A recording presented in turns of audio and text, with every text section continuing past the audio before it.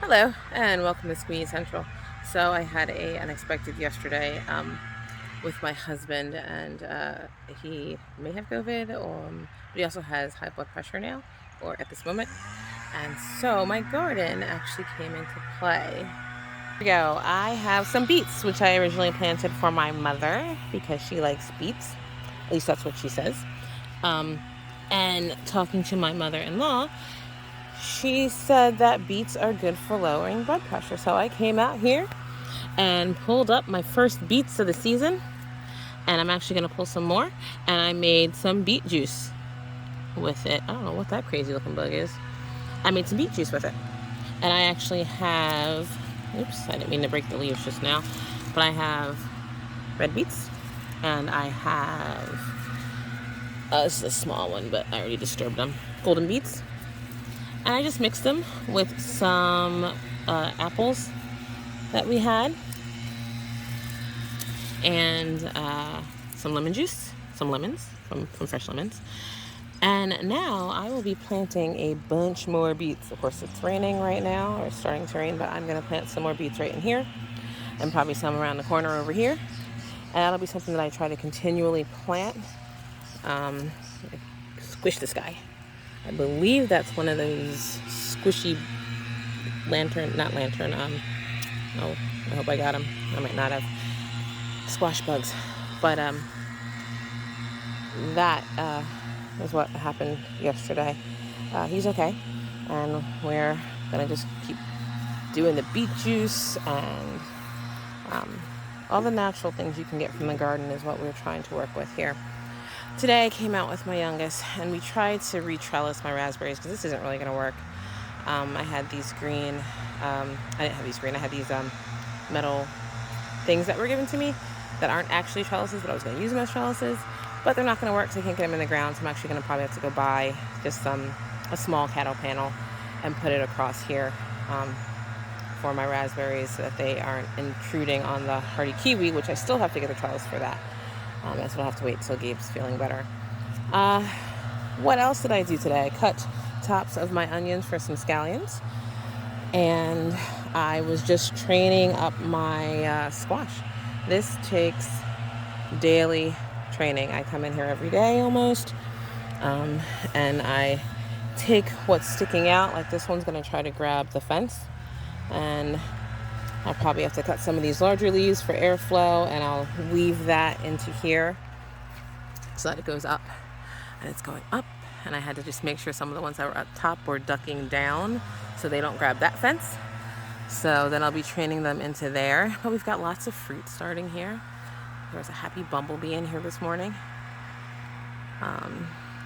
So over here is, I think that's a blue Hubbard, and I think that is a spaghetti squash. I planted several squash in here. I don't know. Next year I think I need more trellis. Don't tell Gabe. But they're all intermingled. There was like 3 squash over here. I don't think all 3 made it. I don't think the Zeppelin actually germinated. So it might just be the spaghetti squash and the blue Hubbard. Because that's another little spaghetti right there. But I've been training these guys up and in, and they already have their tendrils that grab. But since I want them to have a little bit more stability and not just make their way to hang by tendrils, I make sure they get in and out of the wires as they're going around. So like I pulled this one in and did I pull this one in? No, I pulled that one in. This one's not, well, I don't know. Can I pull him in? Let's see. I can, gently. There we go. And then I'll probably move that one that way because the cantaloupe will eventually come up from here. Although I'm not sure how long it's gonna get. Hello, happy ladybug. So I have some on the ground, and I'm gonna have to get up into that craziness somehow. So I'll be trying to train these guys in here. See, they're like grabbing each other. See, and there's already a bunch in there. I did not know how they grew. So I'm probably gonna cut this leaf off.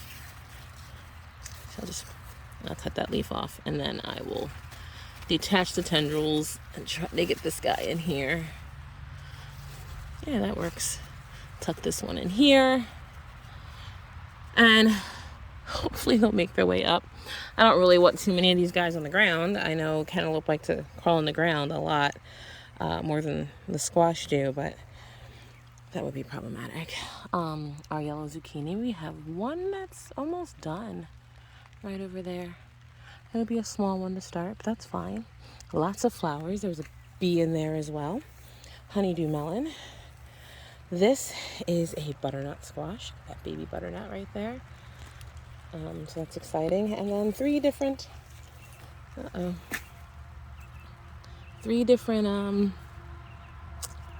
at me, a bug killer. No, I'm not like a bug killer fan. But 3 different watermelon right there.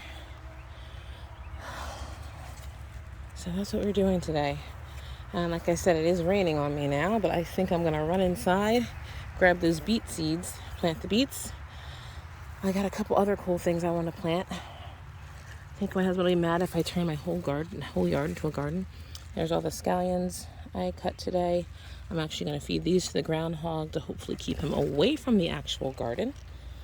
I don't know if it really works, because he's tormented that garden.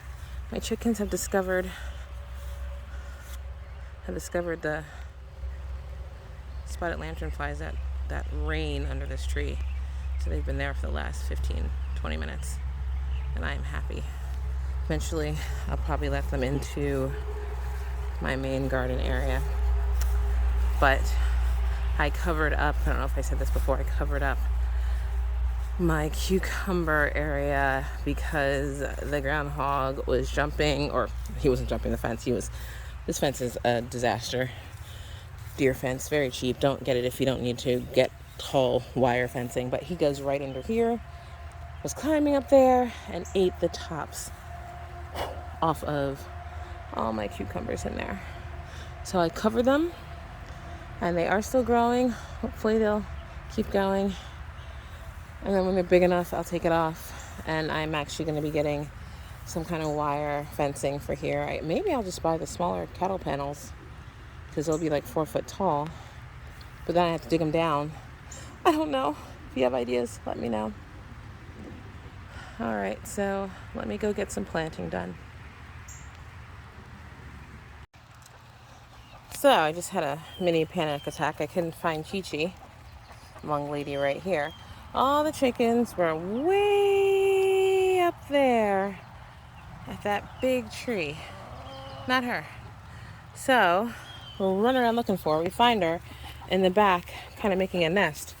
So I decided it was time to set up the nest box. So I put all these little lovely nesting pads in here. I am going to add a catch latch to that. Here, Chi-Chi, you want to go in? Chi-Chi, you want to go in? No? None of you guys want to go in? You all just chased me back here? Okay. And then I'm going to open up the boxes. So they've been covered with cardboard since they've been in here. And I'm leaning in, hoping I don't fall off this large, I don't know what I'm standing on, so cinder block. So I'm just gonna pull the boards off. They were just stapled gun, whatever. You know what I mean.